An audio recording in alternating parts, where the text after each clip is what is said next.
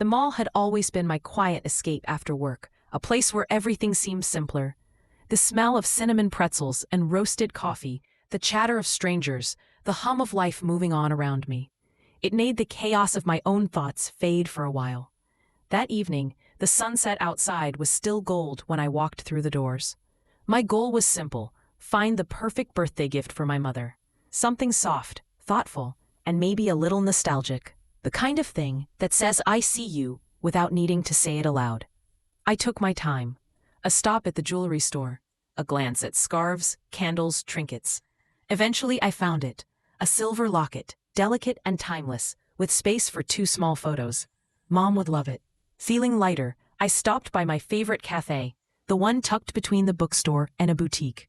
I ordered my usual caramel cappuccino and sat near the glass wall, watching the steady rhythm of people rushing past. Kids tugged on parents' hands, couples whispered and laughed, teenagers scrolled on their phones.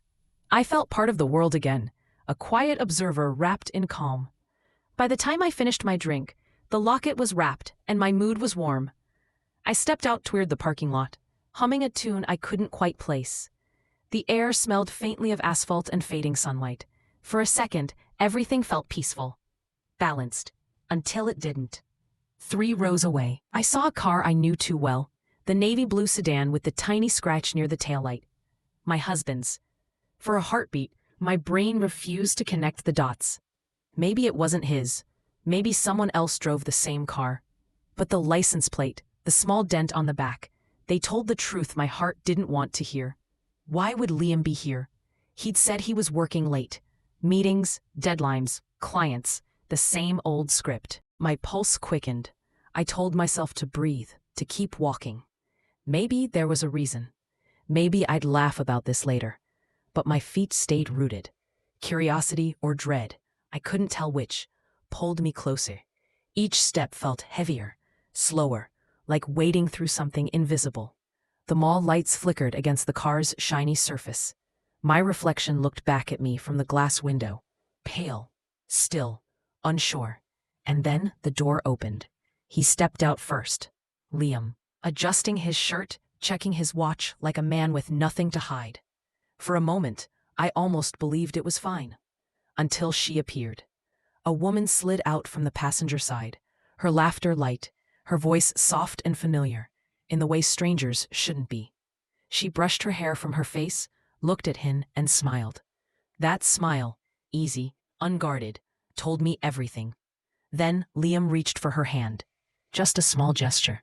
Ordinary. Intimate. My chest tightened until it hurt. The world around me blurred. Headlights, footsteps, noise. All I could see was them. He leaned in, whispered something that made her laugh again, and pressed a quick kiss to her temple. Something inside me cracked open. Quietly, like glass under pressure. I didn't move. I didn't scream. I didn't cry. I just pulled out my phone and lifted it with steady hands that didn't feel like mine. One photo, then another, and another. Each click felt surgical, cold, precise, final.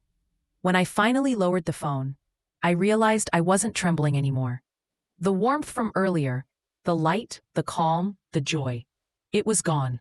But in its place was something else. A strange, fierce stillness.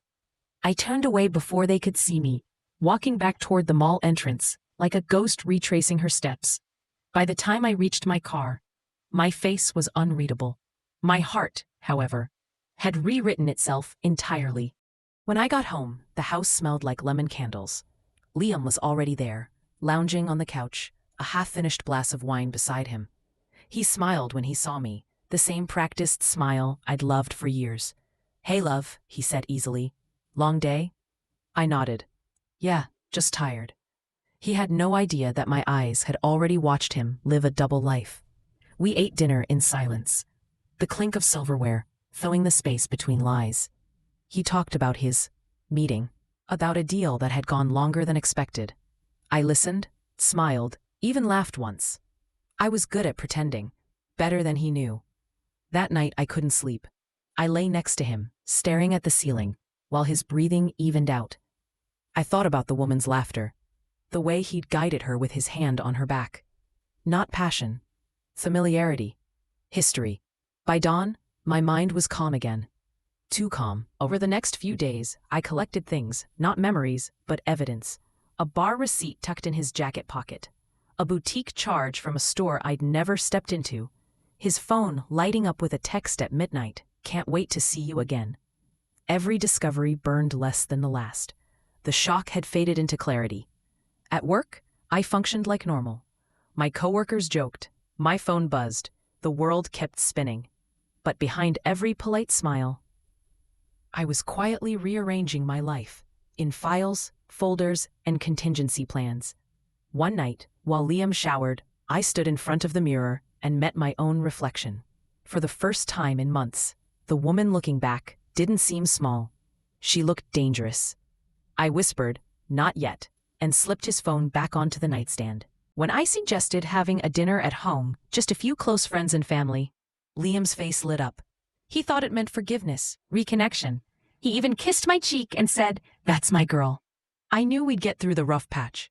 I smiled back, matching his enthusiasm. The night of the dinner, everything looked perfect. Candles, laughter, the scent of rosemary and wine. From the outside, we were the picture of a happy couple hosting a cozy evening. Liam played his part well, telling jokes, pouring drinks, basking in admiration. I sat beside him, nodding, smiling, detached but precise. Halfway through dessert, I excused myself to the kitchen. My hands moved automatically as I refilled glasses, but my mind was elsewhere. The folder on my laptop upstairs, the photos, the messages, the receipts, proof. I returned to the table, composed as ever. "Maybe we should show everyone the vacation photos," Liam said, grinning. "Not tonight," I replied softly. "I have something else I'd like to share." The table quieted. Eyes turned toward me. Liam tilted his head, confused but indulgent. "What's this about?" I smiled. "A story." For a second, I considered doing it, showing everything, exposing him in front of everyone who believed his act. But then I caught his mother's gentle smile, his father's proud expression, the innocent chatter of friends who still thought love was simple. And I realized this wasn't their burden to carry. It was mine to end. So I stood, collected my plate, and looked straight at Liam. "You'll understand soon," I said quietly. The table went still. He blinked. "What's that supposed to mean?" I leaned in close enough for only him to hear. "Check your email in the morning." Then I smiled, a soft, polite smile, and excused myself. The next day, I didn't go to work. I didn't answer my phone. I sat in my car by the same mall cafe, watching the crowds pass just like that first day. The world moved on, unaware that mine had shifted for good. My inbox was silent, but I knew his wouldn't be. Inside his email sat every photo, every receipt, every message. Alongside them, a single line from me. "You once told me truth always finds its way out. I'm just helping it along." By evening, I'd packed the essentials. Clothes, keys, the silver locket still wrapped for my mother. I locked the front door of the house behind me, slowly, without looking back. The wind outside was cool, the sky heavy with the promise of rain. I walked to my car, each step lighter than the last. I didn't know where I was going yet, only that I was done being quiet. Some endings don't need witnesses. Some revenge doesn't need applause. Sometimes, silence is the sharpest sound in the room.